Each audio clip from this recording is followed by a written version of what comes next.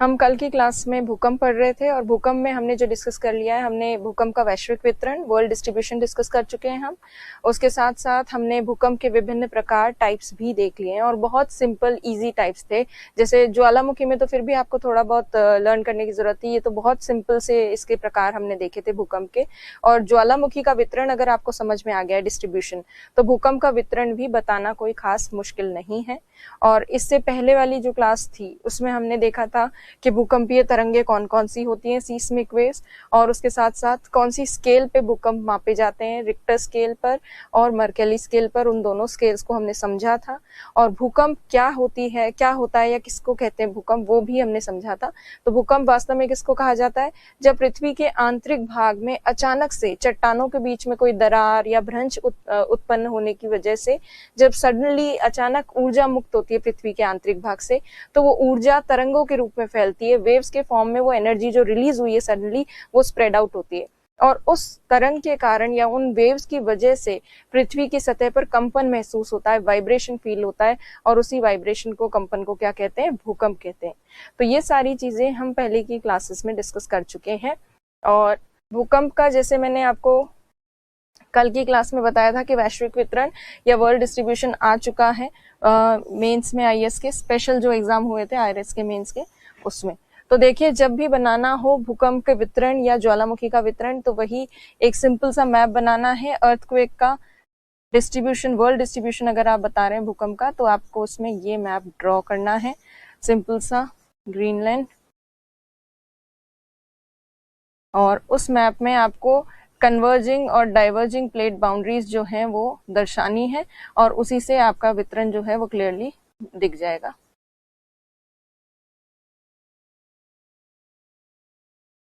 ये ऑस्ट्रेलिया और ये यहाँ एंटार्क्टिका। तो अब आप जब डिस्ट्रीब्यूशन बताएं तो इसमें ये जो है ये कन्वर्जिंग प्लेट बाउंड्रीज हैं, अभी सारी प्लेट किनारे जहां पर काफी तीव्रता के भूकंप आते, बहुत उच्च तीव्रता के भूकंप आते हैं, इसे कहते हैं सरकम पैसिफिक बेल्ट। ये सरकम पैसिफिक बेल्ट यहाँ पे जापान, फिलीपींस, इस एरिया से होते हुए यहाँ मिड कॉन्टिनेंटल बेल्ट में जाकर मर्ज हो जाती है। उसके बाद दूसरी जो कन्वर्जिंग बेल्ट है अभी सारी प्लेट किनारे, वो इंडोनेशिया, यहाँ बर्मा से होते हुए, इंडिया के नदर्न पार्ट से, उत्तरी भाग से होते हुए, अरब प्रायद्वीप से, अरेबियन पेनिनसुला से होते हुए, कैस्पियन सी, ब्लैक सी, काला सागर, कैस्पियन सागर के पास से होते हुए, और यहाँ यूरोप के दक्षिणी भाग और अफ्रीका के उत्तरी भाग तक ये दूसरी बेल्ट है। तो ये भी, ये जो फर्स्ट बेल्ट हमने ड्रॉ की थी पहली पेटी, इसे कहते हैं परी प्रशांत महासागरीय पेटी, सरकम पैसिफिक बेल्ट, जहां सबसे ज्यादा भूकंप आते हैं विश्व के। दूसरी जो बेल्ट है जो आपको नजर आ रही है, यहाँ इंडोनेशिया वाले पार्ट से लेकर और यहाँ यूरोप के दक्षिणी भाग तक, ये वाली जो बेल्ट है ये है मिड कॉन्टिनेंटल बेल्ट, जो कॉन्टिनेंट्स के बीच में कन्वर्जिंग प्लेट बाउंड्री पर है। यहाँ पर वर्ल्ड के 21% भूकंप आते हैं और यहाँ पे भी भूकंपों की तीव्रता बहुत अधिक होती है। उसके बाद नेक्स्ट जो बेल्ट है वो है अब सारी प्लेट किनारों पर ओशनिक रीजन में डाइवर्जिंग प्लेट बाउंड्रीज पर, और इसे कहते हैं मिड ओशनिक बेल्ट, मध्य महासागरीय पेटी। इस मध्य महासागरीय पेटी क्षेत्र में काफी कम तीव्रता के भूकंप आते हैं, मीडियम इंटेंसिटी के अर्थक्वेक्स आप कह सकते हैं। और यहाँ पर अफ्रीका के अफ्रीका में जो रिज क्या रिफ्ट वैली डेवलप हो रही है, उस रिफ्ट वैली वाले रीजन में भी भूकंप अक्सर आते हैं। अन्य क्षेत्रों में जब आप लिखें तो ईस्ट अफ्रीकन रिफ्ट वैली को भी दर्शा सकते हैं इस तरह से मैप में। तो मैप इस तरह से ड्रॉ करके, और 3 बेल्ट्स आपको बतानी है, और 3 बेल्ट्स के अलावा अन्य क्षेत्र जो हैं, अदर रीजन्स, वो भी आपको डिस्ट्रीब्यूशन में बताने। 3 पेटियां, पैसिफिक वाली सरकम पैसिफिक बेल्ट, सरकम पैसिफिक बेल्ट, दूसरी जो है mid continental belt, continental belt या मध्य महाद्वीपीय पेटी, और तीसरी पेटी है मिड ओशनिक बेल्ट। तो ये 3 बेल्ट्स आपको इस तरह से इसमें दर्शानी है और डिस्ट्रीब्यूशन लिखना है। और डिस्ट्रीब्यूशन सीधे इन बेल्ट्स के माध्यम से नहीं स्टार्ट करना, आपको फर्स्ट इंट्रोडक्टरी पैराग्राफ देना है कि भूकंप का वितरण जो है वो विवर्तनिक गतिविधियों के आधार पर या टेक्टोनिक एक्टिविटीज के बेसिस पे डिस्ट्रीब्यूशन बताया जाता है, जिसके अंतर्गत कुछ प्रमुख भूकंपीय पेटियां विश्व में पाई जाती हैं जो निम्नलिखित हैं। तो इस तरह से आपको मेंशन करना है। तो ये है डिस्ट्रीब्यूशन ऑफ अर्थक्वेक, जो अब आपको काफी इजी भी लग रहा होगा और वर्ल्ड मैप भी आपसे बन रहा होगा अब। और अब हम डिस्कस करते हैं भूकंप की अन्य चीजों के बारे में। हमने वर्ल्ड लेवल पर, वैश्विक स्तर पे जो भूकंप की पेटियां हैं वो तो देख ली, पर भारत में भूकंप की क्या स्थिति है वो देखते हैं हम सबसे पहले। अब भारत में अगर भूकंप की स्थिति देखी जाए तो ओवरऑल इंडिया में सब जगह भूकंप नहीं आते। कुछ एक क्षेत्र ऐसे हैं जहां पर थोड़े भूकंप आते हैं और कुछ एक क्षेत्र ऐसे हैं जो भूकंप से थोड़ा सुरक्षित क्षेत्र माने जाते हैं। तो अब कौन से सुरक्षित क्षेत्र हैं और कहाँ भूकंप ज्यादा आते हैं वो देखिए। इंडिया में सबसे ज्यादा अर्थक्वेक्स जो है वो आते हैं ये हिमालय वाली जो पेटी क्षेत्र है, हिमालयन बेल्ट जो है, यहाँ से यहाँ तक जो हिमालय पर्वतीय क्षेत्र है, यहाँ पर काफी ज्यादा भूकंप आते हैं। क्योंकि ये कौन सा एरिया है, ये एक ऐसा क्षेत्र है जहां पर कन्वर्जेंस हो रहा है, अभिसरण हो रहा है। यहाँ से यूरेशियन प्लेट आ रही है और नीचे से आ रही है इंडो ऑस्ट्रेलियन प्लेट। तो यूरेशियन और इंडो ऑस्ट्रेलियन प्लेट का जो कन्वर्जिंग वाला जोन है, अभिसरण वाला क्षेत्र है, वहां पर भारत में सर्वाधिक भूकंप आते हैं और वो भूकंप इस हिमालय पेटी क्षेत्र में, हिमालय बेल्ट रीजन में सबसे ज्यादा आते हैं। यूरेशियन प्लेट जो है, जो ऊपर की तरफ है, ये इंडो ऑस्ट्रेलियन प्लेट की तरफ बढ़ रही है। दोनों प्लेट्स का कन्वर्जेंस हो रहा है, अभिसरण हो रहा है। और ये जो इंडो ऑस्ट्रेलियन प्लेट है, या इसको सिंपली इंडियन प्लेट भी कहा जा सकता है, इंडियन प्लेट जो है, इंडियन प्लेट ये कंटिन्यूसली यूरेशियन प्लेट की तरफ बढ़ रही है और इंडियन प्लेट एक लगभग एक फिक्स रेट से यूरेशियन प्लेट की तरफ बढ़ रही है और 1 centimetre per year, 1 centimetre per year, प्रति वर्ष 1 सेंटीमीटर यूरेशियन प्लेट की तरफ बढ़ रही है इंडो ऑस्ट्रेलियन प्लेट। और जब प्लेटें आपस में एक दूसरे से कन्वर्ज करती हैं, दोनों का अभिसरण होता है, तो उसकी वजह से फोल्डिंग होती है, फोल्डिंग से फोल्ड माउंटेन बनते हैं और फोल्ड माउंटेन जहां ऑलरेडी बन चुके हैं और वहां पे अभी भी कंटिन्यूसली अगर कन्वर्जेंस हो रहा है, तो फोल्ड माउंटेन्स जो होते हैं, वलित पर्वत, उनकी ऊंचाई धीरे धीरे बढ़ती जाती है। तो हिमालय पर्वत की जो बढ़ती ऊंचाई है, हाइट जो इंक्रीज हो रही है, हिमालय की ऊंचाई जो बढ़ती जा रही है, ये बढ़ती हुई ऊंचाई ये साक्ष्य देती है, ये एविडेंस देती है कि हाँ, अभी भी इंडो ऑस्ट्रेलियन प्लेट और यूरेशियन प्लेट का कंटिन्यूसली कन्वर्जेंस हो रहा है। इसी वजह से हिमालय पर्वत की ऊंचाई बढ़ती जा रही है। तो भारत में सबसे ज्यादा भूकंप से प्रभावित जो क्षेत्र है वो ये है हिमालय पेटी वाला क्षेत्र, क्योंकि ये अभिसारी प्लेट किनारे हैं, अभिसारी प्लेट किनारे, या इसको हम कहते हैं कन्वर्जिंग प्लेट बाउंड्री है, इसलिए यहाँ पर सबसे ज्यादा भूकंप आते हैं। और इस पेटी के पास में, इस हिमालयन बेल्ट के पास में जो क्षेत्र है, वहां पर हिमालयन बेल्ट का थोड़ा बहुत इफेक्ट रहता है, इसलिए वहां पे भी आसपास वाले क्षेत्र में भी थोड़े बहुत भूकंप आते हैं। अच्छा, हिमालय पर्वतीय क्षेत्र जो है, हिमालयन माउंटेन, अभी इंडिया में तो हमें इतना ही दिख रहा है हिमालय पर्वत, पर यहाँ आगे अगर देखें तो हिमालय पर्वत के अलावा जहां पर 2 प्लेट्स कन्वर्ज हो रही है, इंडो ऑस्ट्रेलियन प्लेट मिल रही है यूरेशियन प्लेट से, वहां पाकिस्तान में सुलेमान पर्वत श्रेणी और किरथर पर्वत श्रेणी भी है। तो हिमालय पर्वत दोनों तरफ से इस तरह से मुड़ा हुआ है, घुमाव देखने को मिलता है हमें हिमालय पर्वत में दोनों तरफ। और इस घुमाव की वजह से जैसे भारत के इस उत्तरी भाग में भूकंप आ रहे हैं हिमालय पर्वतीय क्षेत्र में के हिमालयन बेल्ट वाले रीजन में, वैसे ही गुजरात का ये जो कच्छ प्रायद्वीप है, यहाँ पर भी काफी ज्यादा भूकंप आते हैं, क्योंकि ये भी आप कह सकते हो कन्वर्जिंग प्लेट बाउंड्री के आसपास वाला रीजन है। यहाँ पे भी जो है कहीं ना कहीं थोड़ा सा वलन का प्रभाव रहता है या प्लेट्स का प्रभाव रहता है, इसीलिए यहाँ कच्छ में भी काफी ज्यादा भूकंप आते हैं। कुछ वैज्ञानिकों का ये भी मानना है कि इस एरिया में फॉल्ट क्रिएट हो रहा है, भ्रंश बन रही है, इसलिए भी भूकंप आते हैं। तो यहाँ इंडिया में नॉर्दर्न स्टेट्स के अलावा कच्छ पेनिनसुला में भी बहुत ज्यादा भूकंप आते हैं।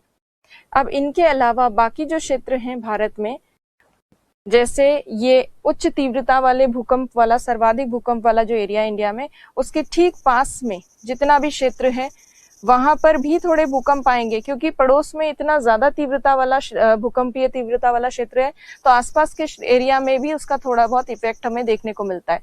तो जो सबसे ज्यादा भूकंप संभावित क्षेत्र है उसके आसपास भी भूकंप आते हैं, पर थोड़ी तुलनात्मक रूप से कम तीव्रता के आते हैं।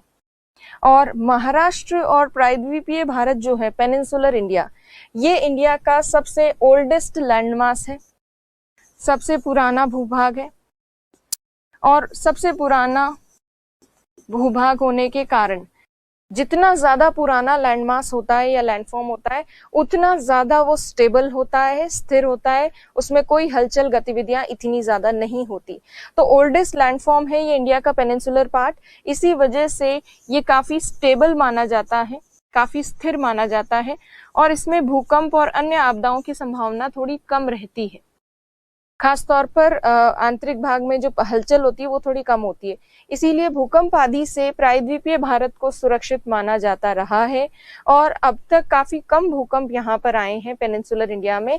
इसीलिए कई वैज्ञानिकों का ये मानना था कि पेनिनसुलर इंडिया भूकंप से बिल्कुल सुरक्षित क्षेत्र है। परंतु पिछले कुछ वर्षों में महाराष्ट्र में काफी भूकंप आए हैं और महाराष्ट्र में जो भूकंप आए हैं उससे ये प्रूव हो जाता है कि भले ही कोई ओल्डेस्ट सबसे पुराना लैंडमास है तो भी आप उसको ये नहीं 100% गारंटी से नहीं कह सकते कि यहाँ कभी भूकंप आएंगे नहीं, क्योंकि किसी भी कारणवश वहां पे भूकंप आ सकते हैं, जैसे महाराष्ट्र में आने लगे हैं। महाराष्ट्र में भूकंप आने का कारण क्या है? तो महाराष्ट्र में ऐसा माना जाता है कि यहाँ लातूर उस्मानाबाद जो क्षेत्र है महाराष्ट्र का, महाराष्ट्र में लातूर उस्मानाबाद क्षेत्र,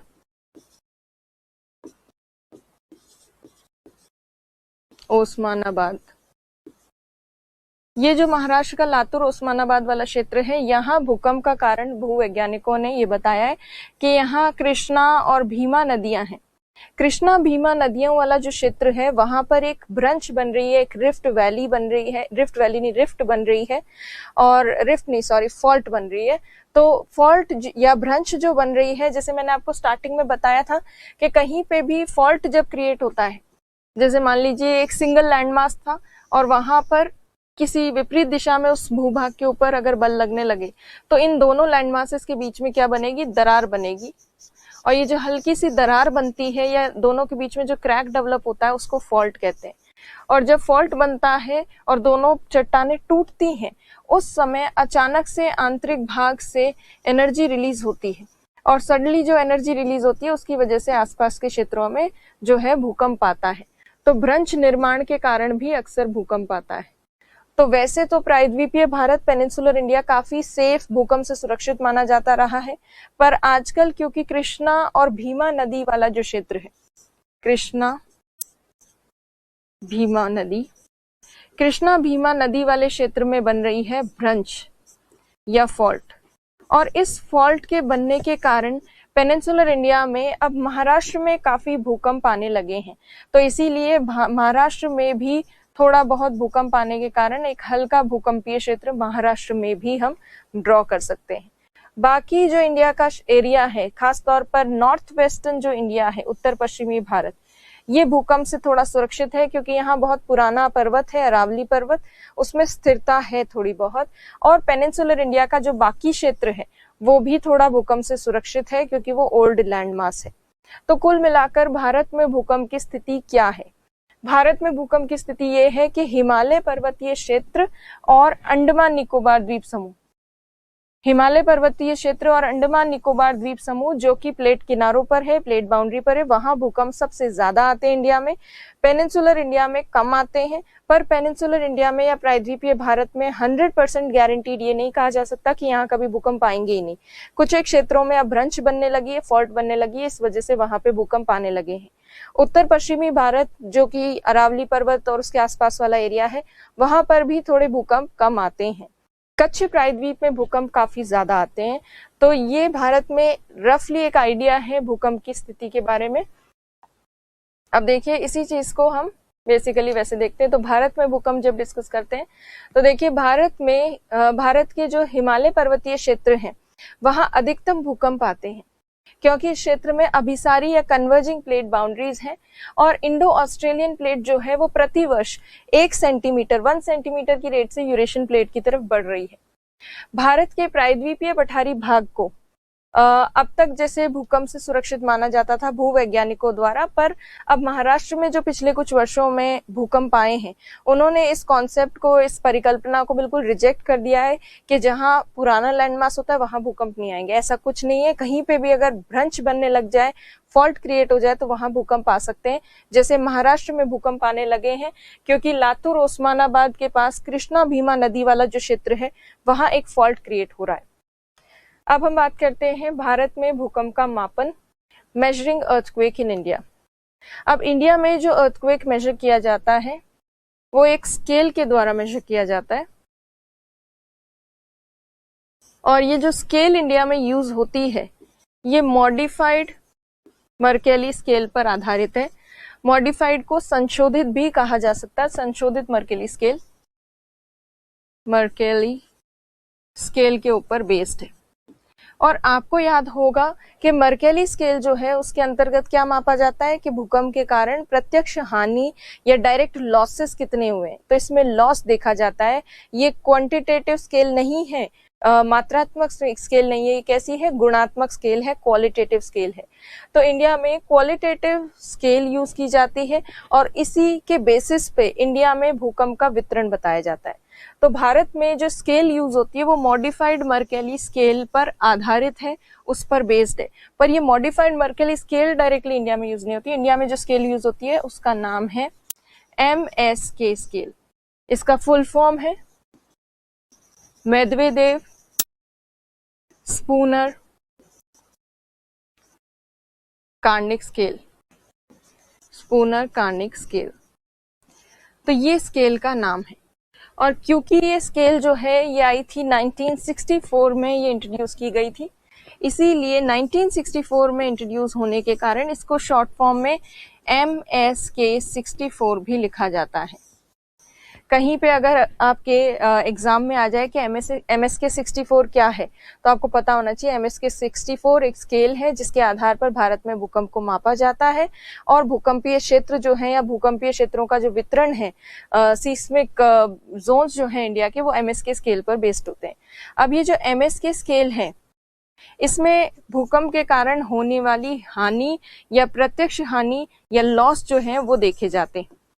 और जैसे मर्केली स्केल के ऊपर बेस्ड है ये वाली स्केल, तो जैसे मर्केली स्केल में 1 से लेकर और 12 तक यूनिट्स हैं, वैसे ही इस स्केल में भी 1 से 12 तक की इकाइयां हैं, पर वो इकाइयां रोमन नंबर्स में लिखी होती हैं, रोमन आंकड़ों में लिखी होती है। तो ये स्केल इंडिया में यूज होती है MSK स्केल। और भारत में जो भूकंप का वितरण है वो इसी स्केल पर बताया जाता है। भारत में MSK 9 से लेकर और MSK 6 या उससे कम तीव्रता के भूकंप आते हैं और उनका डिस्ट्रीब्यूशन बताया जाता है। तो 6 से 9 तक की जो रेंज है MSK की, उसके बेसिस पर इंडिया में सीस्मिक जोन्स बताए जाते हैं, जिनको अभी हम डिस्कस करेंगे। तो MSK स्केल आपको समझ आ गई होगी क्योंकि बिल्कुल मर्केली स्केल के जैसी है, सिर्फ इसका नाम याद करना है, बाकी सब तो सेम है। तो देखिए भारत में भूकंप का मापन मेदवेदेव स्पूनर कार्निक स्केल द्वारा किया जाता है। ये स्केल 1964 में इंट्रोड्यूस हुई थी, इसलिए MSK 64 भी इसको कहते हैं। इसका इंग्लिश में नाम ये है मेदवेदेव स्पूनर कार्निक। और बस विनाश देखा जाता है। रोमन आंकड़ों में इसमें 1 से लेकर 12 तक यूनिट्स या इकाइयां होती हैं। अब देखिए भारत में जो सीस्मिक जोन है, भारत में 4 प्रमुख भूकंपीय क्षेत्र हैं। जोन 2, 3, 4 और 5 है इंडिया में। इंडिया में जोन 1 नहीं है। जोन 1 पहले हुआ करता था इंडिया में, तो इंडिया में पहले जोन 1 भी था, पर जोन 1 जो है उसको अब हटा दिया गया है और जोन 1 को मर्ज कर दिया गया है जोन 2 में। और ये किसने मर्ज किया है जोन 1 को जोन 2 में? जोन 1 को जोन 2 में मिलाया है ब्यूरो ऑफ इंडियन स्टैंडर्ड्स ने, इंडियन स्टैंडर्ड्स। इसे कहते हैं भारतीय मानक ब्यूरो, मानक ब्यूरो। तो भारतीय मानक ब्यूरो जो है उनके द्वारा जोन 1 को जोन 2 में मिला दिया गया है। इसलिए अब कुल मिलाकर जो भारत में जोन्स पाए जाते हैं वो 4 हैं, जिनकी गिनती 2 नंबर से शुरू होती है, जोन 2, 3, 4 और 5। इन जोन में डिफरेंट इंटेंसिटी के तीव्रता के भूकंप आते हैं। सबसे उच्च तीव्रता के जो भूकंप हैं वो जोन 5 में आते हैं, और जैसे जैसे हम जोन 2 की तरफ जाते हैं वैसे वैसे भूकंप की तीव्रता इंटेंसिटी कम होती जाती है। और भूकंपीय क्षेत्रों का जो डिस्ट्रीब्यूशन है वो कुछ इस प्रकार देखा जा सकता है, जैसे आपको यहाँ पे दिख रहे हैं 4 पार्ट्स। ये रेड कलर का जो जोन है ये जोन 5 है, ये ऑरेंज वाला ये जो जोन जो है ये है 4, ये येलो वाला जो है ये जोन 3 है, और ये ब्लू वाला जो है ये जोन 2 है। अब इन जोन्स को एक एक करके हम समझेंगे, डिस्ट्रीब्यूशन इंडिया का देखेंगे। तो देखिए, भारत में भूकंप का जो वितरण है वो MS के स्केल पर बेस्ड है, MS के स्केल पर आधारित। और इस MS के स्केल के आधार पर भारत में जो भूकंपीय क्षेत्र बताए जाते हैं, 4 भूकंपीय क्षेत्र हैं, सीस्मिक जोन्स हैं 4 इंडिया में, सीस्मिक जोन्स। और ये जो 4 भूकंपीय क्षेत्र हैं, इनकी गिनती 2 नंबर से शुरू होती है और 5 नंबर तक जाती है। सबसे ज्यादा तीव्रता वाला जो भूकंपीय क्षेत्र है उसको हम सबसे पहले देखेंगे, जिसे कहते हैं जोन 5। देखिए, जोन 5 जो है इसमें MSK 9 या उससे ज्यादा तीव्रता के भूकंप सम्मिलित किए जाते हैं। MSK 9 तीव्रता के या इससे ज्यादा इंटेंसिटी वाले अर्थक्वेक सारे इस जोन 5 में आते हैं। और इंडिया में जोन 5 का डिस्ट्रीब्यूशन अगर हम देखें तो ये जो रेड कलर का डिस्ट्रीब्यूशन आपको दिख रहा है, ये पूरा जोन 5 है, ये वाला नॉर्थ ईस्टर्न स्टेट्स, थोड़ा सा उत्तरी बिहार, उसके बाद यहाँ ये उत्तराखंड वाला पार्ट, ये थोड़ा सा हिमाचल प्रदेश, ये जम्मू कश्मीर, और ये कच्छ प्रायद्वीप, और यहाँ अंडमान निकोबार द्वीप समूह। तो ये जो जोन 5 है, यहाँ सबसे ज्यादा तीव्रता के भूकंप आते हैं। उसका कारण क्या है? अभिसारी प्लेट किनारे, अभिसारी प्लेट किनारे या कन्वर्जिंग प्लेट बाउंड्रीज हैं यहाँ पर। और अभिसारी प्लेट किनारे होने के कारण यहाँ सबसे ज्यादा भूकंप भी आते हैं और भूकंपों की तीव्रता भी बहुत ज्यादा होती है, क्योंकि यहाँ इंडो ऑस्ट्रेलियन प्लेट और यूरेशियन प्लेट दोनों प्लेट्स आपस में मिल रही हैं। हिमालय पर्वत वाला जो जोन है, एरिया है, वो यही है, इसी जोन में सम्मिलित है। अब जब भी आप जोन बताते हैं या डिस्ट्रीब्यूशन बताते हैं अर्थक्वेक का, तो आपको राज्यों के, स्टेट्स के, स्थानों के नाम लिखने हैं कि इंडिया में कहाँ कहाँ ये जोन जो है वो देखने को मिलता है। तो ये जोन जो है ये आपको अंडमान निकोबार द्वीप समूह में देखने को मिलेगा, कच्छ प्रायद्वीप में देखने को मिलेगा, जम्मू कश्मीर, हिमाचल प्रदेश, उत्तराखंड, उत्तरी बिहार और उत्तर पूर्वी राज्य, जिसमें नाम लिखेंगे आप सभी राज्यों के, असम, उसके साथ साथ मेघालय, यहाँ पर अरुणाचल प्रदेश, नागालैंड, मणिपुर, मिजोरम और त्रिपुरा। इन सब क्षेत्रों में ये जोन हमें देखने को मिलता है। तो ये है जोन 5। जोन 5 के बाद अब हम बात करेंगे जोन 4 की। जोन 4 जो है इसमें MSK 8 तीव्रता के भूकंप यहाँ पर देखने को मिलते हैं जोन 4 में। जोन 4 खुद डायरेक्टली तो कोई कन्वर्जिंग प्लेट बाउंड्री पर या अभिसारी प्लेट किनारे पर इतना स्थित नहीं है, पर जो जोन 5 है उसके आसपास वाले एरिया में ये जोन 4 वाला क्षेत्र है, इसीलिए जोन 5 का थोड़ा बहुत प्रभाव इस जोन 4 में भी देखने को मिलता है। इसलिए यहाँ पे भी आसपास में, जैसे जोन 5 में बहुत तेज भूकंप आता है, तो आसपास के क्षेत्रों में भी थोड़ा कंपन देखने को मिलता है, क्योंकि आपको पता है एपिसेंटर के आसपास जो एरिया होता है वहां पे भी भूकंप आते हैं। तो ये जोन 5 के पास लोकेटेड है जोन 4, इसलिए यहाँ पर भूकंप आते हैं और यहाँ MSK 8 तीव्रता के भूकंप आते हैं। अब इसमें कौन कौन सा एरिया सम्मिलित है इंडिया का वो देखिए। इसमें अगर आप देखें तो पूरा उत्तर भारत वाला जो भाग है वो इसमें सम्मिलित है। जैसे इसमें अब आप ऐड करेंगे जम्मू कश्मीर, लद्दाख। पहले लद्दाख को अलग से नहीं बताया जाता था, बट अब क्योंकि लद्दाख अलग हो चुका है जम्मू कश्मीर से, इसलिए बताना होता है।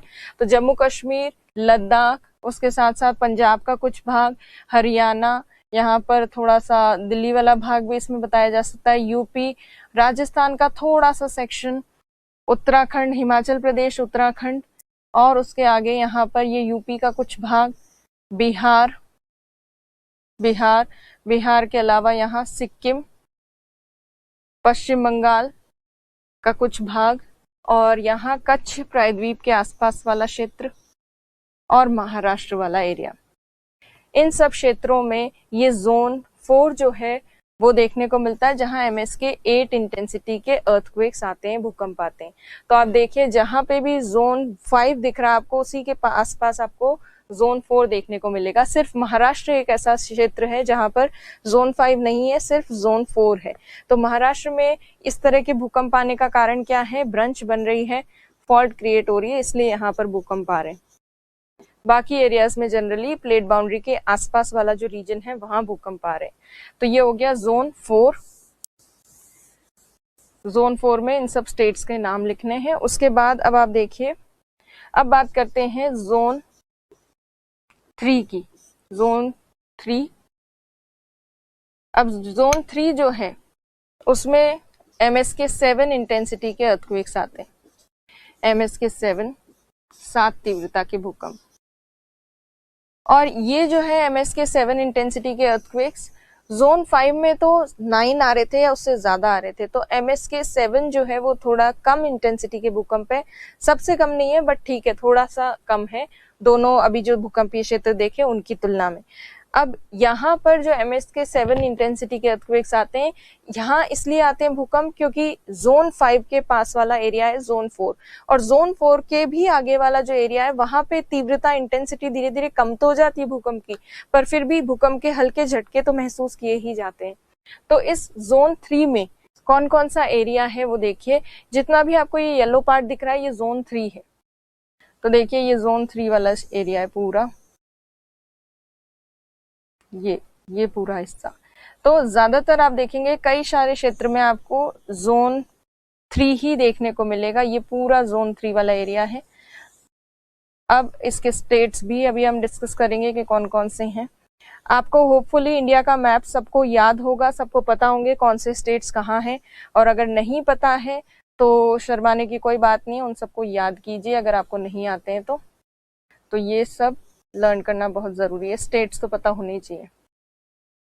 अब आप यहाँ पे देखिए, अच्छा ये जो है यहाँ वेस्ट बंगाल में छोटा सा सेक्शन यहाँ रेड कलर का आपको ऑरेंज कलर का मिल रहा है। तो वेस्ट बंगाल हमने पहले ही ऊपर मेंशन कर दिया था जोन 4 में, ये वाला जो जोन 4 है यहाँ वेस्ट बंगाल कर दिया था, तो यहाँ अलग से दिखाने की जरूरत इतनी नहीं है। अब देखिए जोन 3 में कौन कौन से स्टेट्स हैं, तो उसमें सम्मिलित है पंजाब, हरियाणा, राजस्थान, उसके साथ साथ थोड़ा बहुत ये यूपी के अलावा आगे यहाँ पर बिहार के अलावा छत्तीसगढ़, यहाँ झारखंड, पश्चिम बंगाल, उड़ीसा के अलावा ये महाराष्ट्र, ये गुजरात, यहाँ महाराष्ट्र के नीचे ये गोवा, छोटा सा गोवा के अलावा कर्नाटक और केरल का कुछ भाग, कर्नाटक, केरल, यहाँ पर तमिलनाडु का थोड़ा सा सेक्शन, आंध्र प्रदेश, तेलंगाना, जितने भी दक्षिण भारत के राज्य हैं वहां पर आपको ये जोन देखने को मिलेगा।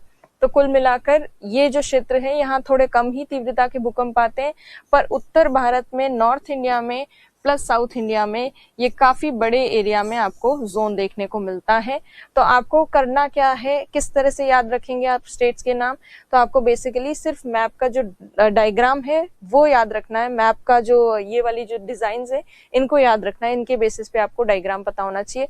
बस वो मैप याद कर लीजिए, फिर एग्जाम में आप थोड़ा सा रफ आइडिया से भी स्टेट्स लिख देंगे तो that will be more than enough.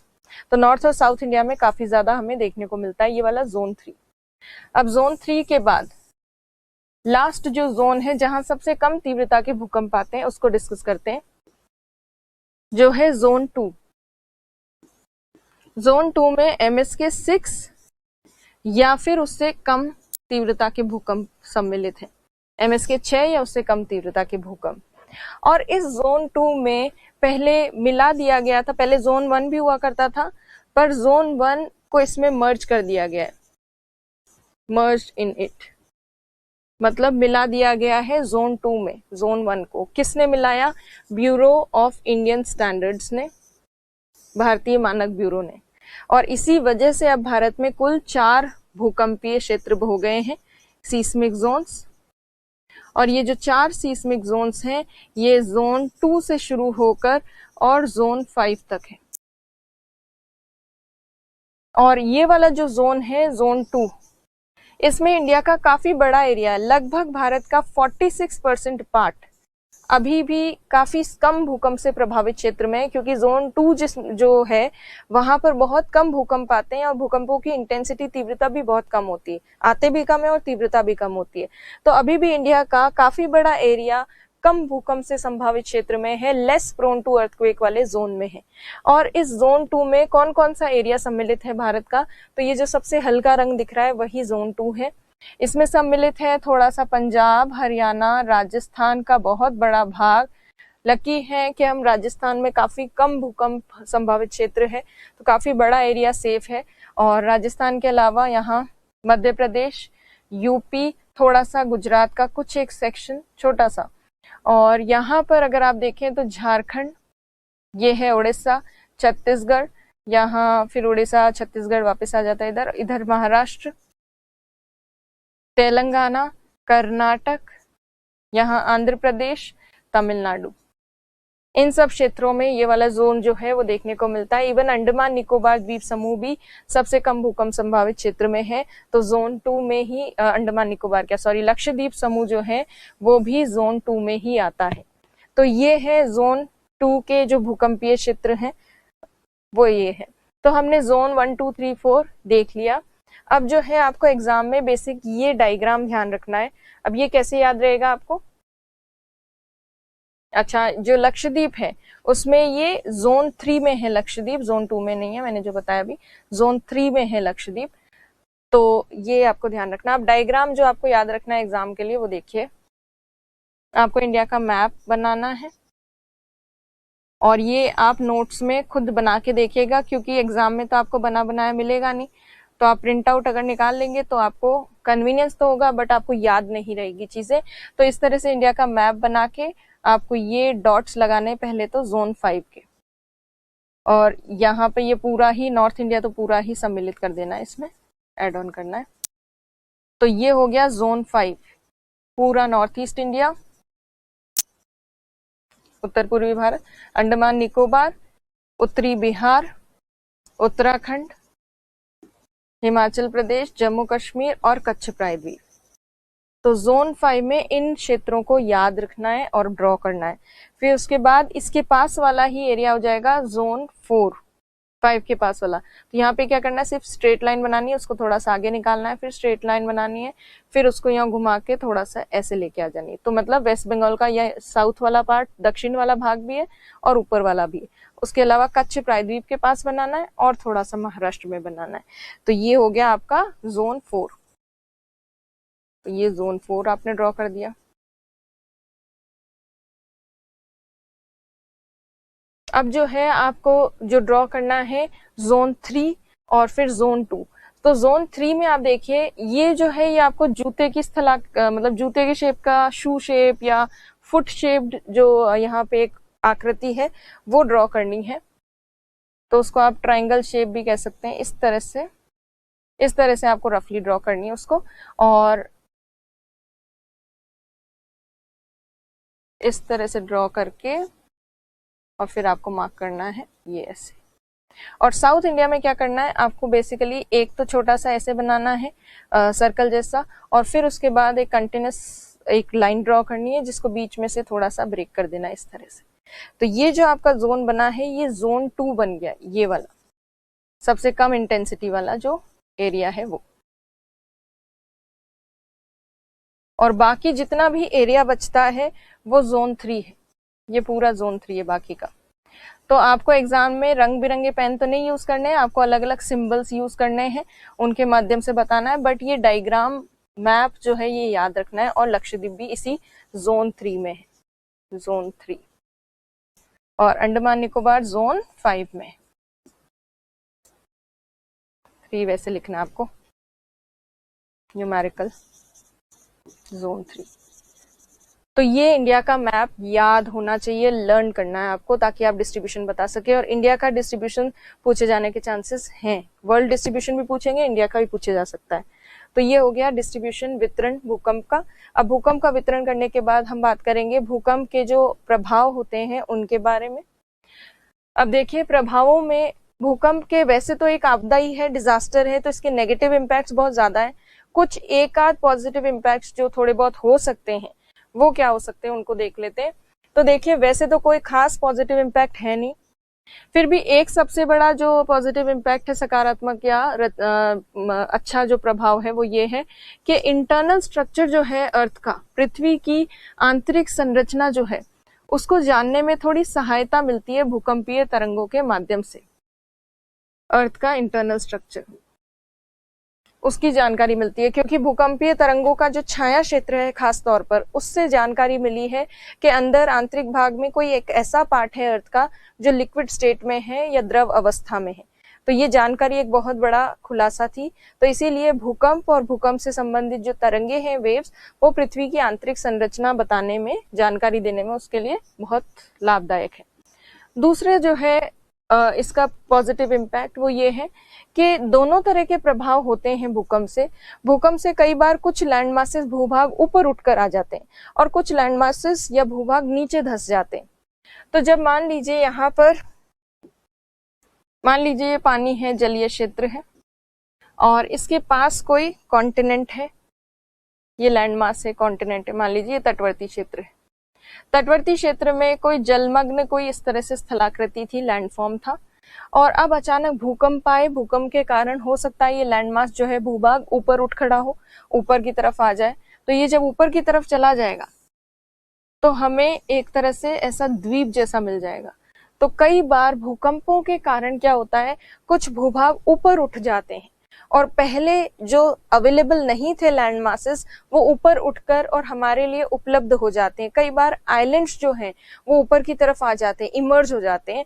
तो जब भी कभी कोई भूभाग ऊपर उठता है तो अक्सर हमें भूमि मिलती है, द्वीप मिलते हैं, जिनका अपना काफी ज्यादा उपयोग होता है। तो ये लैंड मासेस का ऊपर उठना, इसकी वजह से लैंड मासेस हमें अवेलेबल हो पाते हैं। तो एक तो ये लाभ है। कई बार क्या होता है कि मान लीजिए ये तटवर्ती क्षेत्र है, कोस्टल रीजन है, इस तटवर्ती क्षेत्र में, कोस्टल रीजन में ये पानी है। भूकंप के कारण यदि ये जो भूभाग है यहाँ पर, ये हिस्सा अगर और नीचे की तरफ धंस जाए, क्योंकि भूकंप की वजह से नीचे की तरफ सबडक्ट भी होते हैं लैंड मासेस, तो उससे क्या होगा, गहरे बंदरगाह प्राप्त होंगे। मतलब ये कोस्टल रीजन पे है, तटवर्ती क्षेत्र पे है ये लैंड मास, इसलिए यहाँ पर पोर्ट्स तो हैं, बंदरगाह है, पोर्ट है, और जहाज यहाँ आकर रुकते हैं इस एरिया में और माल वगैरह जो है वो सप्लाई करते हैं। पर होता क्या है कि अगर गहराई कम होती है, कोस्ट की या तट की अगर गहराई कम होती है, तो बड़े बड़े जो जहाज आते हैं, जिनका नीचे से भी तल काफी बड़ा होता है, ये बड़े जहाज अंदर तक, ज्यादा अंदर तक नहीं आ सकते। तो अगर ये स्थलीय भाग यहाँ से नीचे धंस जाए तो उसकी वजह से क्या होगा, ये जो बंदरगाह है इसकी गहराई थोड़ी बढ़ जाएगी, और गहराई बढ़ने के कारण ये जो बड़े जहाज हैं ये भी तट तक आराम से आ सकते हैं। तो इस तरह से जब भी कभी किसी भूभाग का नीचे धंसना होता है, खास तौर पर तटवर्ती क्षेत्र में कोई लैंडमास अगर नीचे की तरफ सबडक्ट होता है, तो उसकी वजह से कभी कभी डीप पोर्ट्स जो हैं या गहरे बंदरगाह वो बनते हैं, और गहरे बंदरगाह बड़े जहाजों आदि के लिए काफी ज्यादा अनुकूल परिस्थितियों का निर्माण करते हैं, उनको अंदर आने में फैसिलिटी जो है वो प्रोवाइड करवाते हैं। तो भूकंप के कारण लैंड मासेस का राइज अप होना, ऊपर उठना या नीचे धंसना, दोनों से थोड़े बहुत कुछ पॉजिटिव इम्पैक्ट्स पड़ जाते हैं। तो अब देखिए, भूकंप पृथ्वी की आंतरिक संरचना जानने में, अध्ययन करने में सहायक है। भूकंप के कारण भूभाग ऊपर उठते हैं, जिससे भूमि प्राप्त होती है। भूकंप के कारण तटवर्ती क्षेत्र में कोई भूभाग धंस जाता है, जिससे गहरे बंदरगाह प्राप्त होते हैं। तो अब देखिए नकारात्मक प्रभाव, नेगेटिव इम्पैक्ट जो हैं वो तो काफी सारे हैं भूकंप के। एक तो सबसे बड़ा नेगेटिव इम्पैक्ट तो वही है, जान माल की हानि होती है, destruction of life and property. दूसरी चीज, दूसरी आपदाओं को बढ़ावा मिलता है। जैसे हमने देखा था ज्वालामुखी के कारण भूकंप आते, तो भूकंप के कारण ज्वालामुखी भी आते हैं। भूकंप के कारण लैंडस्लाइड्स जो है, भूस्खलन वो होता है। भूकंप के कारण अगर किसी बर्फीले क्षेत्र में भूकंप आ रहा है तो बर्फ के बड़े बड़े टुकड़े जो हैं वो टूटकर नीचे गिर जाते हैं। तो जब भी कहीं भूकंप आते हैं तो उससे हिमस्खलन भी हो सकता है। लैंडस्लाइड जैसा ही होता है हिमस्खलन, उसमें सिर्फ क्या होता है, बर्फ नीचे गिरता है। लैंडस्लाइड में क्या होता है, बड़ा सा लैंड का टुकड़ा नीचे गिरता है। तो हिमस्खलन को एवलांचेस कहते हैं इंग्लिश में। तो भूकंप के कारण एवलांचेस भी आते हैं, लैंडस्लाइड्स भी होती हैं, भूस्खलन, हिमस्खलन जो है ये सारी गतिविधियां होती है, ज्वालामुखी उद्भव होते हैं, कई बार बाढ़ भी आ जाती है। बाढ़ कैसे आती है? क्योंकि बांध टूट जाते हैं, डैम्स जो होते हैं वो टूट जाते हैं भूकंप के कारण, और बांध टूटेंगे तो बाढ़ आएगी, बांध टूट जाएंगे तो नदी का प्रवाह जो है या जल का प्रवाह बिल्कुल इरेगुलर हो जाएगा या फिर अनकंट्रोलेबल हो जाएगा, जिसकी वजह से बाढ़ आती है। बाढ़ आती है तो वहां पे पानी से संबंधित बीमारियां हो सकती है, उसके और भी काफी ज्यादा नकारात्मक प्रभाव हो सकते हैं। तो ऐसे भूकंप से एक के बाद एक दूसरी आपदाएं जो हैं उनको बढ़ावा मिलता है। लास्ट जो चीज है, भूकंप के कारण आर्थिक दृष्टि से भी नकारात्मक प्रभाव पड़ते हैं। कैसे आर्थिक दृष्टि से नकारात्मक प्रभाव पड़ते हैं? देखिए, अवसंरचनाएं नष्ट होती हैं। भूकंप जब आते हैं, बिल्डिंग्स टूट जाती हैं, अवसंरचना ये नष्ट होती है, इसे कहते हैं इंफ्रास्ट्रक्चर। इंफ्रास्ट्रक्चर डिस्ट्रॉय होता है, तो बिल्डिंग्स टूटना, कोई और चीज जो है लोगों के घरों में उसका नुकसान होना, तो इकोनॉमिक लॉस तो सीधे सीधे होता है, वो तो प्रत्यक्ष रूप से हमें दिखता ही है कि इकोनॉमिक, जैसे कच्छ में जो बहुत सीवियर भूकंप आया था उस समय सारी बिल्डिंग्स वगैरह ध्वस्त हो गई थी, जान माल की हानि तो हुई थी, परंतु वो जो बिल्डिंग्स वगैरह नष्ट हुई, काफी लोग बेघर हो गए, उनको वापस से लाइफ को नॉर्मल होने में कच्छ में बहुत ज्यादा टाइम लगा था। तो इसीलिए आर्थिक नुकसान तो, इकोनॉमिक लॉसेस तो होते ही हैं।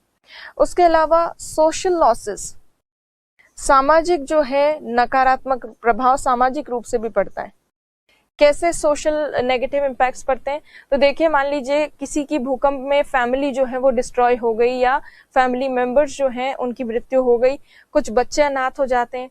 अनाथ बच्चे जो हैं वो खुद भी कुछ समाज की नकारात्मक गतिविधियों के शिकार भी हो जाते हैं, और कई बार वो खुद एंटी सोशल एलिमेंट भी बन जाते हैं कई बार, और हो सकता है उनके पास कोई और रास्ता ना बचे, वो किसी इस तरह की गतिविधि में लग जाएं, जैसे चोरी करना, लूट खसोट करना, इन सारी चीजों में, या गलत जगह गलत लोगों की संगत में चले जाएं, तो ये संभावना भी होती है। प्लस ये भी संभावना होती है कि समाज के कुछ ऐसे लोग, गलत लोग जो हैं उन बच्चों का या उन अनाथ बच्चों का फायदा उठा सकते हैं, जैसे ह्यूमन ट्रैफिकिंग, बच्चों को बेच दिया जाता है। नेपाल में जब भूकंप आया था तो उस समय काफी बड़े स्तर पर कई लोगों ने ह्यूमन ट्रैफिकिंग भी कर दी थी, उन लोगों को बेच दिया था, छोटे बच्चों को। तो इस तरह की गतिविधियां जो है वो हमारे सामाजिक ढांचे के लिए या सोशल इंफ्रास्ट्रक्चर जो है या स्ट्रक्चर जो है उसको भी नुकसान पहुंचाती है। तो ये सोशली भी थोड़ा नेगेटिव इम्पैक्ट पड़ता है। फिर है पॉलिटिकल नेगेटिव इम्पैक्ट, राजनीतिक आधार पर नकारात्मक प्रभाव। पॉलिटिकल मैनर से नेगेटिव इम्पैक्ट ऐसे पड़ता है कि मान लीजिए जिस भी एरिया में भूकंप आया है वहां की जो सरकार है उसकी जिम्मेदारियां और ज्यादा बढ़ जाती हैं, और आपको पता है कि जब भी कोई ऐसी गवर्नमेंट होती है जो पावर में होती है और उसका जो विरोधी दल होता है वो उस चीज को कहीं ना कहीं पॉलिटिकल मुद्दा बना के उछाला जाता है उसको, और उसकी निंदा भी की जाती है कि सरकार हैंडल नहीं कर पा रही है डिजास्टर को, आपदा को, और लोगों को घर नहीं प्रोवाइड करवा पा रही है, जो भी इस तरह की चीजें होती है, तो एक बड़ा पॉलिटिकल इशू बन जाता है। उस समय लोग राजनीति भूलकर, बहुत कम ही लोग होते हैं जो मानवता के लिए कार्य करते हैं, उस समय भी कहीं ना कहीं वो अपनी राजनीति की रोटियां जो हैं वो सेक ही रहे होते हैं। चलिए ये तो कोई बात नहीं कि चलो वो रोटियां सेक रहे हो वो सब, पर इसके अलावा और भी बड़े नेगेटिव इम्पैक्ट्स ये होते हैं राजनीतिक स्तर पे कि उस स्टेट की या उस पर्टिकुलर एरिया की जो गवर्नमेंट होती है उसकी कुछ पॉलिसीज गवर्नमेंट ने बना रखी होती हैं कि मान लीजिए वहां पे शिक्षा का स्तर अगर कम है तो उनका टारगेट होता है कि वहां शिक्षा का स्तर बढ़ाया जाएगा, वो सारी चीजें होती है। पर जैसे ही भूकंप आता है सारी चीजें अस्त व्यस्त हो जाती हैं, सारे टारगेट्स जो है, दूसरे टारगेट्स वो धूमिल हो जाते हैं, कहीं ना कहीं दूसरी पॉलिसीज जो है वो धरी की धरी रह जाती हैं। उस समय फर्स्ट प्रायोरिटी फिर गवर्नमेंट की हो जाती है कि वापस से कैसे लाइफ को नॉर्मल किया जाए। तो सडनली गवर्नमेंट को या पॉलिटिकल जो पार्टीज होती हैं उनको पॉलिटिकल पॉलिसीज जो होती हैं, राजनीतिक जो नीतियां होती हैं, उन सबको बदलना पड़ता है। तो कहीं ना कहीं राजनीतिक आधार पर भी बहुत बड़े रूप से नकारात्मक प्रभाव पड़ता ही है। फिर उसके बाद है सांस्कृतिक रूप से, कल्चरल एस्पेक्ट या कल्चरल पॉइंट ऑफ व्यू से नेगेटिव इम्पैक्ट कैसे पड़ता है। तो देखिए, मान लीजिए कहीं पर कोई सांस्कृतिक धरोहर है, कल्चरली इंपॉर्टेंट कोई इंफ्रास्ट्रक्चर है या कोई बिल्डिंग है, वो अगर नष्ट हो जाए भूकंप के दौरान तो कितना बड़ा कल्चरल लॉस होगा। जैसे मान लीजिए ताजमहल है, ताजमहल जहां बना हुआ है वहां अगर बहुत तेज भूकंप आए, उसकी एक मीनार ढह जाए उसके कारण, तो हमारे लिए कितना बड़ा लॉस होगा इंडिया के लिए। तो कल्चरल लॉसेस इस तरह से भी होते हैं। प्लस कल्चरल लॉसेस जो बहुत ऐसी अनकॉमन ट्राइब्स हैं या जनजातियां हैं भारत में, जिनके बहुत कम लोग जीवित बचे हैं अब। जैसे अंडमान निकोबार में द्वीप समूह जो है, आइलैंड ग्रुप, वहां पर बहुत कुछ एक ट्राइब्स ऐसी हैं जिनके कुछ लोग ही बचे हैं, 1 या 2 फैमिलीज ही बची हैं। मान लीजिए किसी भूकंप के दौरान वो 2 फैमिलीज जो हैं, या वो 1-2 लोग या थोड़े बहुत लोग जो बचे हैं, वो भी यदि मर जाए, तो वो पूरी एक ट्राइब जो है वो खत्म हो जाएगी, पूरा वो कल्चर उनका खत्म हो जाएगा। तो इसीलिए सांस्कृतिक आधार पर भी भूकंप के काफी ज्यादा नकारात्मक प्रभाव होते हैं। तो इस तरह से ये नेगेटिव इम्पैक्ट्स हैं अर्थक्वेक के। अब आपने अक्सर एक चीज सुनी होगी कि भूकंप जो है, भूकंप के दौरान कई बार रेडॉन गैस जो है उसका वो रिलीज होती है, जिसकी वजह से थोड़ा बहुत कई लोग कहते हैं कि भूकंप का प्रेडिक्शन किया जा सकता है, क्योंकि रेडॉन गैस सडनली रिलीज होती है। अब ये रेडॉन गैस क्यों रिलीज होती है, और वो इसलिए रिलीज होती है क्योंकि जब भी कहीं भूकंप आता है तो अंदर से सडनली एनर्जी रिलीज होती है, आंतरिक भाग से कहीं ना कहीं से पृथ्वी के अंदर से ऊर्जा मुक्त होती है। अब वो ऊर्जा कहाँ से मुक्त होती है, जब चट्टानों के बीच में से दरार उत्पन्न होती है, क्रैक डेवलप होता है। तो जब भी कभी चट्टानों पर कहीं बहुत ज्यादा प्रेशर लग रहा होता है, कोई फोर्स लग रहा होता है, कहीं अगर ऊर्जा संग्रहित हो रही होती है, एनर्जी स्टोर हो रही होती है, तो बहुत ज्यादा दबाव पड़ता है चट्टानों के ऊपर। और उस दबाव के कारण क्या होता है कई बार कि चट्टानों में या उनके आसपास वाले क्षेत्र में जहां यूरेनियम होता है,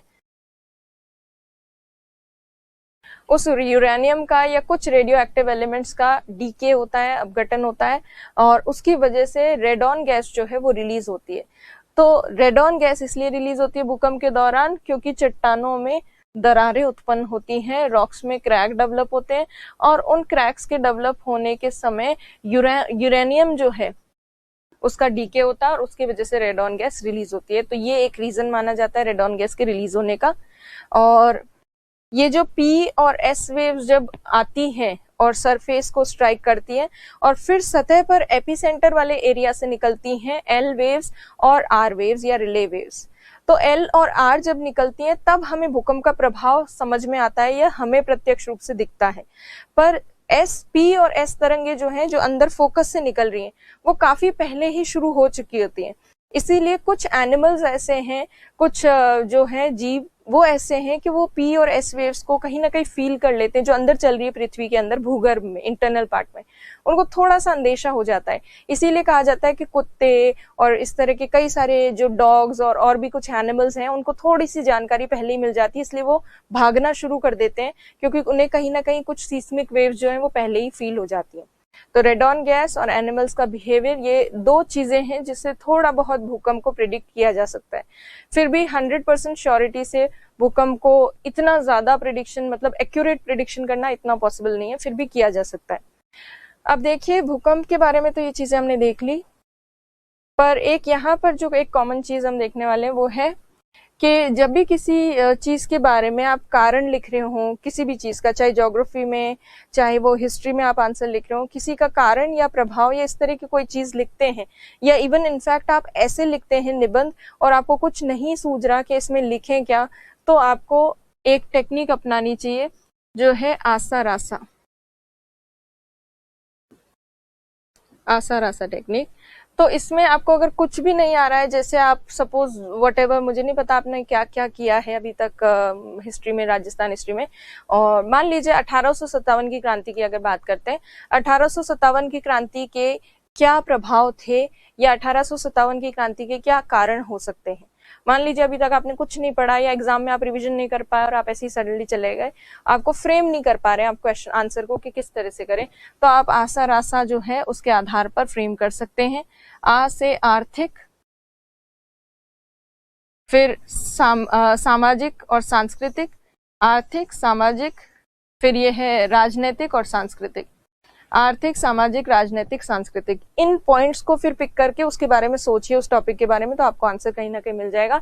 economic, social, political and cultural aspect, उन पॉइंट्स में अगर आप डिवाइड करके देखेंगे तो आपको रीजंस, इफेक्ट्स वगैरह जो है उनकी की फैक्टर्स ढूंढने में हेल्प मिल जाएगी, या आपका आंसर जो है वो प्रॉपर्ली फ्रेम हो सकता है। तो ये आसा रासा वाली टेक्निक कई चीजों में अप्लाई की जा सकती है। अब देखिए, दो ये लाइंस हैं भूकंप से संबंधित, इनको डिस्कस कर लेते हैं। एक है समभूकंपीय रेखा और एक है होमोसीस्मल लाइन। आइसोसीस्मल और होमोसीस्मल, तो दोनों में डिफरेंस क्या है? तो देखिए, मान लीजिए ये दिल्ली है, ये है जयपुर, और ये मान लेते हैं आगरा, आगे उदयपुर, काफी पास पास बना दिए हैं, इतने पास है नहीं बट ठीक है, कोई बात नहीं। तो ये मान लीजिए कुछ एक क्षेत्र है, और मान लीजिए कि दिल्ली में सुबह 9 बजे 9 AM सॉरी, सुबह 9 बजे, मान लीजिए आज की सुबह 9 बजे दिल्ली में भूकंप आया, और उसके कुछ देर बाद 10 बजे जयपुर में भूकंप आया, और उसी समय 10 बजे ही उदयपुर में भी भूकंप आया।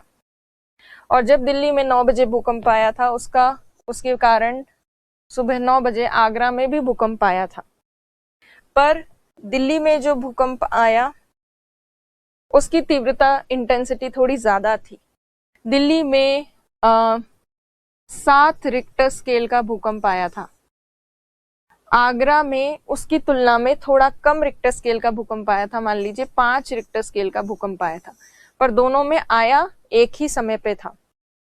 जयपुर में भूकंप थोड़ी देर बाद आया था, लगभग 1 घंटे बाद, पर जयपुर में जो भूकंप है उसकी तीव्रता दिल्ली के भूकंप के जैसी ही थी, 7 रिक्टर स्केल की ही इंटेंसिटी थी।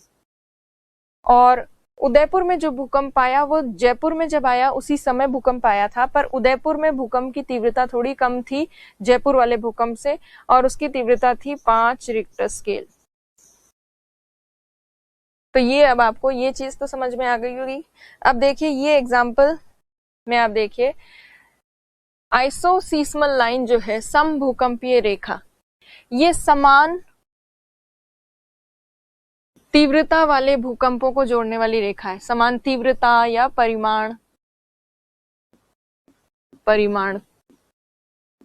वाले क्षेत्रों को जोड़ने वाली रेखा, ऐसी एक लाइन, इमेजिनरी लाइन, जो सिमिलर इंटेंसिटी या मैग्नीट्यूड वाले अर्थक्वेक्स को कनेक्ट करती है, अर्थक्वेक वाले प्लेसेस को कनेक्ट करती है। और इसमें अगर देखें तो सिमिलर इंटेंसिटी वाले भूकंप कहाँ आए हैं? 7 रिक्टर स्केल का जयपुर और दिल्ली में। तो जयपुर और दिल्ली जो जोड़े जाएंगे जिस लाइन से, वो लाइन क्या होगी? आइसोसीस्मल लाइन होगी, आइसोसीस्मल समभूकंपीय रेखा, क्योंकि दिल्ली और जयपुर में समान तीव्रता के भूकंप आए, समान परिमाण के, सिमिलर मैग्नीट्यूड के अर्थक्वेक आए हैं। और फिर उसके अलावा दूसरी तरफ ये जो होमोसीस्मल लाइन है, इसका अर्थ होता है सेम टाइम पर, एक ही समय पर किन्हीं दो क्षेत्रों में भूकंप आए हों। तो एक ही समय पर जो दो क्षेत्रों में भूकंप आए हों, वो देखिए 10 बजे जयपुर में भी आया था, 10 बजे उदयपुर में भी आया था। भले इनकी तीव्रता अलग अलग थी, पर दोनों को जोड़ने वाली जो रेखा है, ये सिमिलर टाइम वाले क्षेत्रों को, सिमिलर टाइम पे जो भूकंप आए उन क्षेत्रों को जोड़ने वाली लाइन जो है वो होमोसीस्मल लाइन कहलाती है। तो आपको समभूकंपीय रेखा और होमोसीस्मल रेखा जो है वो समझ में आई होगी। होमोसीस्मल रेखा एक ही समय पर जिन दो स्थानों पर भूकंप आए होते हैं उनको जोड़ने वाली लाइन होती है, और समान तीव्रता वाले भूकंपीय क्षेत्रों को जोड़ने वाली लाइन होती है आइसोसीस्मल लाइन। अब क्या आप बता सकते हैं कि दिल्ली और आगरा जो है, आगरा की तीव्रता का भूकंप कौन से एरिया में आया है? और आगरा और उदयपुर, ये क्वेश्चन है, ये आप आंसर दीजिएगा। क्वेश्चन ये है कि उदयपुर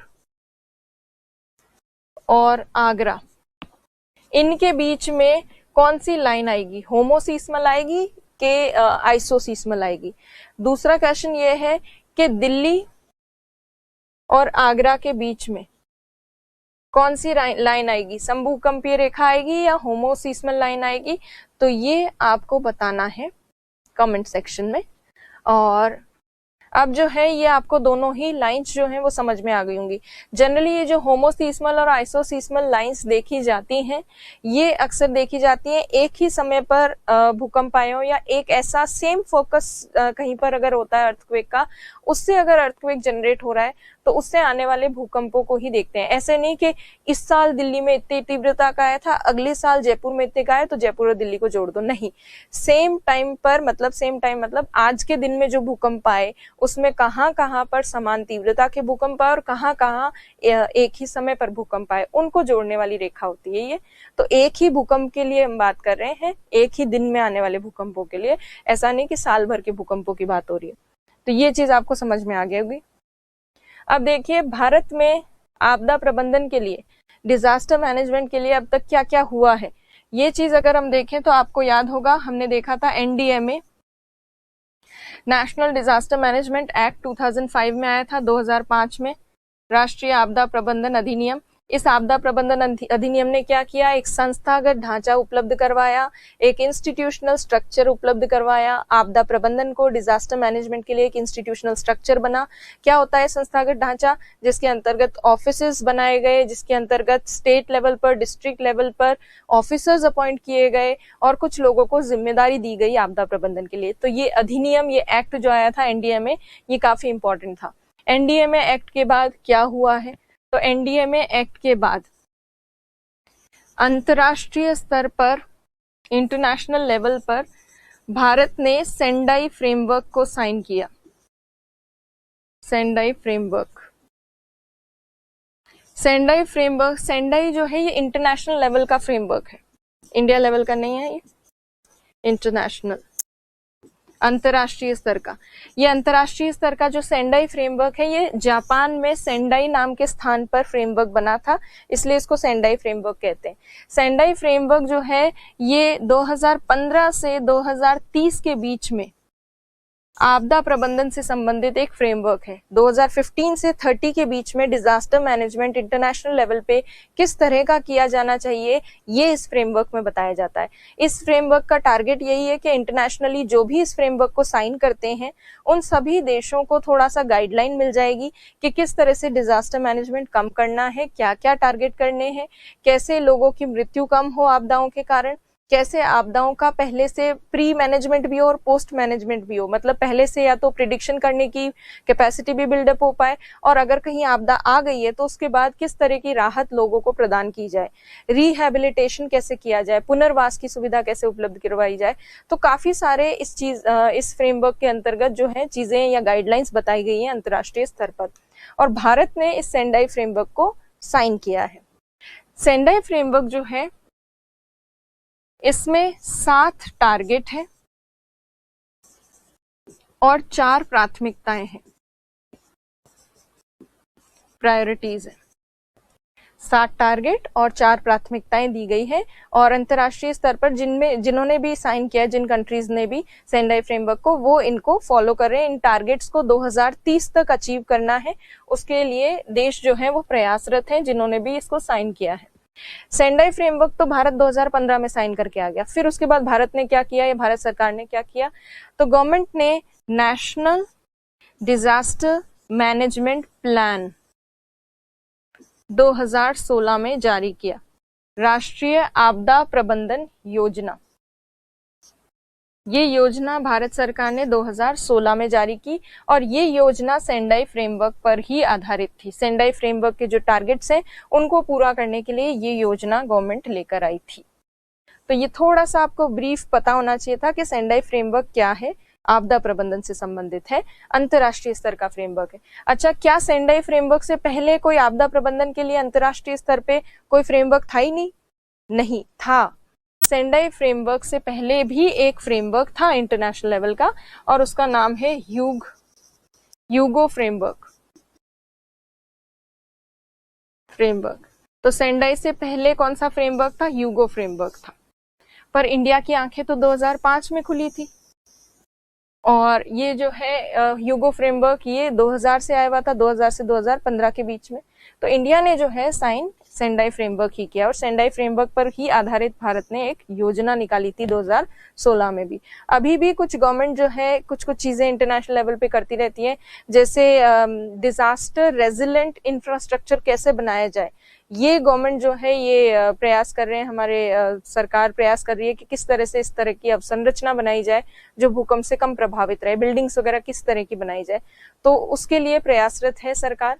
तो सेंडाई फ्रेमवर्क, एनडीएमए एक्ट और एनडीएमए प्लान, ये 3 गवर्नमेंट, इंडियन गवर्नमेंट के बेसिस पे आपको थोड़ा ध्यान होना चाहिए। अब देखिए सेंडाई फ्रेमवर्क की जो प्राथमिकताएं वगैरह है उनको थोड़ा सा ब्रीफली देख लेते हैं। तो सेंडाई फ्रेमवर्क जो है ये आपदा जोखिम को कम करने के लिए, मतलब डिजास्टर रिस्क को कम करने के लिए, रिड्यूस करने के लिए लाया गया था यूएन के द्वारा, संयुक्त राष्ट्र द्वारा, और 2015 से 30 के बीच में ये जो आपदा प्रबंधन है या आपदा को कम करने का टारगेट है उसको लेकर आया है। बाध्यकारी नहीं है, ये सिर्फ गाइडलाइंस देता है इंटरनेशनल लेवल पे कंट्रीज को, और सभी देश जो है जिन्होंने इसको साइन किया वो इसके दिशा निर्देशों को, गाइडलाइंस को फॉलो करते हैं, इंडिया भी करता है। अब देखिए इसमें 7 टारगेट्स हैं और 4 प्रायोरिटीज हैं, 4 प्राथमिकताएं हैं।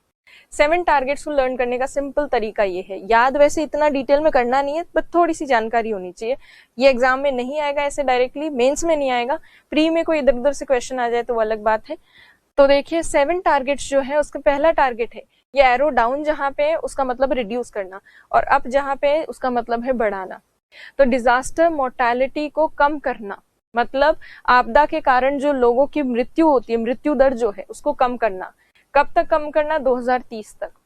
नंबर ऑफ अफेक्टेड पीपल को रिड्यूस करना है 2030 तक, जो लोग आपदाओं से प्रभावित रहते हैं उनको, उनके नंबर को, उनकी संख्या को कम करना है। इकोनॉमिक लॉस को रिड्यूस करना है बाय 2030, आर्थिक जो हानि होती है उसको कम करना है 2030 तक, 2030 तक। इंफ्रास्ट्रक्चर डैमेज को रिड्यूस करना है 2030 तक, अवसंरचनाओं को जो नुकसान पहुंचता है उसको भी कम करना है। बढ़ाना क्या है? DRR, नेशनल लोकल स्ट्रेटेजीज के द्वारा DRR को बढ़ाना है। डिजास्टर रिस्क रिडक्शन, मतलब आपदा के जोखिम जो होता है उसको कम करना है, डिजास्टर रिस्क रिडक्शन DRR को कम बढ़ाना है, सॉरी, रिस्क को कम करना है। और डिजास्टर रेजिलेंट बनाना है, रेजिलेंट मतलब डिजास्टर से थोड़ा सुरक्षित जो है क्षेत्रों को बनाना है। इंटरनेशनल कोऑपरेशन को बढ़ाना है, अंतर्राष्ट्रीय जो सहयोग होता है, अंतर्राष्ट्रीय सहयोग, उसको बढ़ाना है। और लास्ट जो है EWS एंड DR इंफॉर्मेशन, मतलब बहुआयामी आधार पर आपदा पूर्व चेतावनी, आपदा से पहले, डिजास्टर से पहले जो चेतावनी होती है उस तंत्र को डेवलप करना है, और जोखिम सूचना को लोगों तक पहुंचाना है, जोखिम से संबंधित जो सूचना है उसको लोगों तक पहुंचाना है। ये टारगेट्स हैं इसके, और ये टारगेट्स 7 टारगेट्स हैं, तो इनको थोड़ा सा ध्यान रखना है। अब देखिए 4 जो प्राथमिकताएं हैं वो क्या क्या है। आपदा जोखिम को समझना, मतलब अंडरस्टैंडिंग डिजास्टर रिस्क।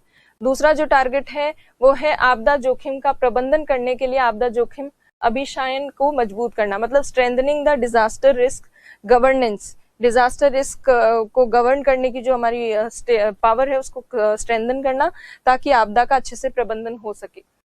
लोचशीलता हेतु आपदा जोखिम में कमी के लिए निवेश, मतलब इन्वेस्टमेंट करना है, investing in disaster risk reduction. तो DRR का मतलब यहाँ पे समझ में आ रहा होगा, disaster risk reduction for resilience. फिर है प्रभावी प्रतिक्रिया के लिए आपदा रोधी तैयारी को बढ़ावा देना, और यही चीज यहाँ पे भी इंग्लिश में भी लिखी हुई है कि एनहांसिंग डिजास्टर प्रिपेयर्डनेस, हम आपदाओं के लिए पहले से प्रिपेयर्ड रहें, अचानक आपदा आने के बाद ना जागे और एकदम से फिर ऑफिसर्स को और लोगों को तैनात करना, तो पहले से हमारे पास कोई प्लान होना चाहिए। तो ये सब चीजें जो हैं ये इसमें सेंडाई फ्रेमवर्क में कही गई हैं। ये सेंडाई फ्रेमवर्क का ओवरऑल एक ओवरव्यू है, और इस सेंडाई फ्रेमवर्क के बेसिस पे ही राष्ट्रीय आपदा प्रबंधन नीति या योजना जो है वो प्लान लेकर आई है गवर्नमेंट, और उसका टारगेट यही है कि डिजास्टर मैनेजमेंट को और ज्यादा सुदृढ़ किया जाए, स्ट्रेंथन किया जाए आपदा प्रबंधन को। तो ये जो है हमने भूकंप चैप्टर किया है। इसमें आपसे छोटी छोटी 2 नंबर की, 5 नंबर की कई सारी चीजें पूछी जा सकती है, जैसे समभूकंपीय रेखा क्या है, होमोसिस्मल लाइन क्या है, भारत में भूकंप के वितरण के बारे में बताइए, MS की स्केल क्या होती है, और भारत में भारत के भूकंपीय क्षेत्रों में जोन 5 को बताइए 5 नंबर में, जोन 4 को बताइए 5 नंबर में। तो कोई भी एक जोन आपको 2 नंबर 5 नंबर में पूछा जा सकता है। तो इस तरह से इंडिया के अर्थक्वेक से रिलेटेड, इंडिया से रिलेटेड जो चीजें पूछेंगे वो आज के चैप्टर में हमने कंप्लीट कर ली। इसी के साथ भूकंप का चैप्टर हमारा पूरा कंप्लीट होता है।